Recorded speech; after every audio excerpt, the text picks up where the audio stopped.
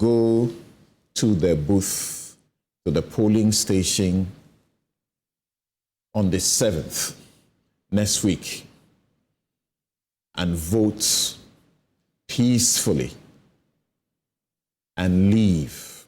If you have to return later to observe the counting, you may do so. But whatever it takes, be very peaceful.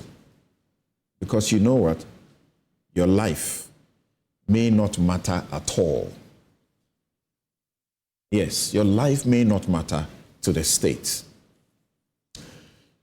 I had the privilege of spending 2 days on Tuesday and Wednesday at the Kwame Nkrumah University of Science and Technology at the 58th congregation, speaking to batches of thousands of graduates and encouraging them on the need to have Ghana in mind and to work to cut away all the wrongs, the corruption, and the bad leadership, the curse of leadership that we find in Africa. I spoke to them about plans, purposes, and pursuits. There are young people like such graduates who will be going to vote on Saturday. We need to protect them because they are the future of this country.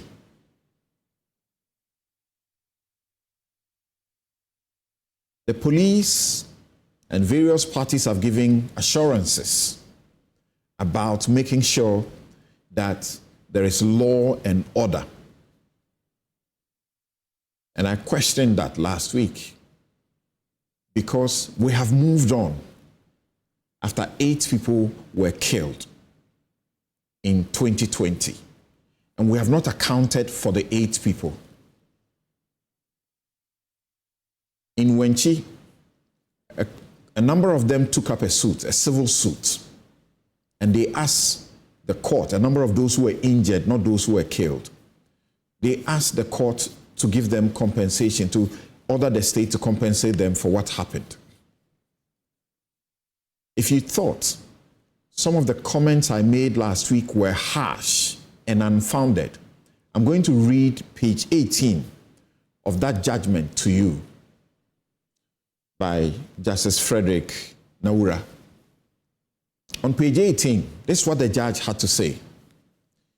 He says, obviously, when firearms are discharged as a crowd control measure, there are bound to be additional risks, such as injuring or killing peaceful participants or bystanders, or causing further escalation of the violence with even more casualties. Thus, firearms may only be used when it becomes necessary to save other lives. Now listen to the judge. In view of all these facts, I find that the injury of the applicants by the states, the injury of the applicants by the state security forces was not based on any reasonable justification. The injury that the election task force of police and military caused to civilians who were voting, innocent people who were voting,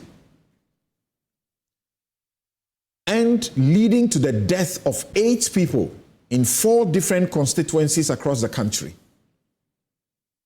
This one in Techiman South, the judge says, I find, the judge has evaluated a host of facts. And it's a case in which the Attorney General was also involved, conducting a defense for the state and insisting that what the police and task force did, they didn't do any wrong. They opened fire because it was necessary and didn't intend to do anything wrong.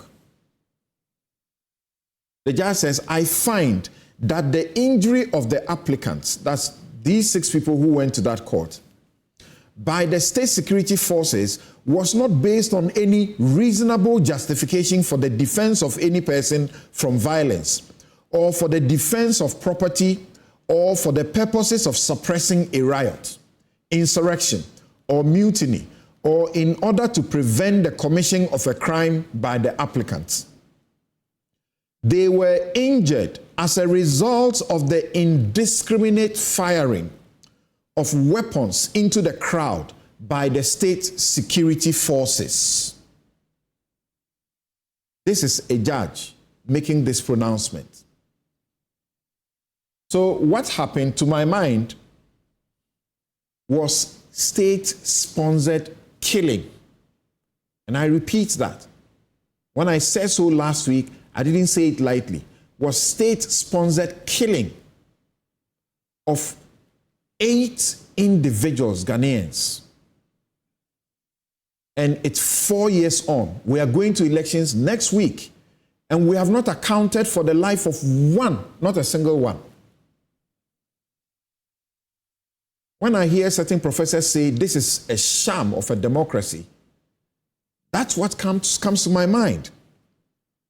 In Techiman South, those who died included 36-year-old Emmanuel,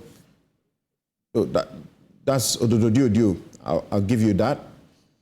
In Techiman South, 39-year-old Tajuddin Al-Hassan and 18-years-old Abdallah Ayarik, 18 years, a bystander. Those who suffered injuries, their names are here. Odododio constituency. Those who died, 36-year-old Emmanuel Dompre, 15-year-old Rita Otu, state security officer, was involved. We were told that they are going to be prosecuted. 4 years it takes to prosecute. Nothing. In Savilugu constituency, guess the people who suffered.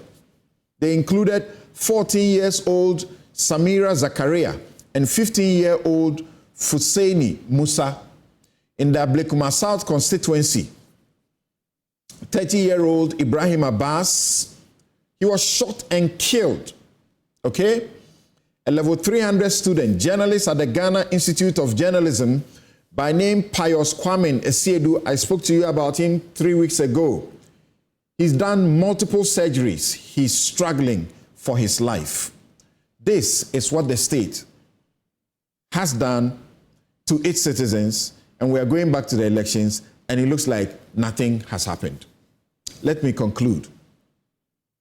In Ashaiman, the military went there, shot in helicopter, and manhandled civilians.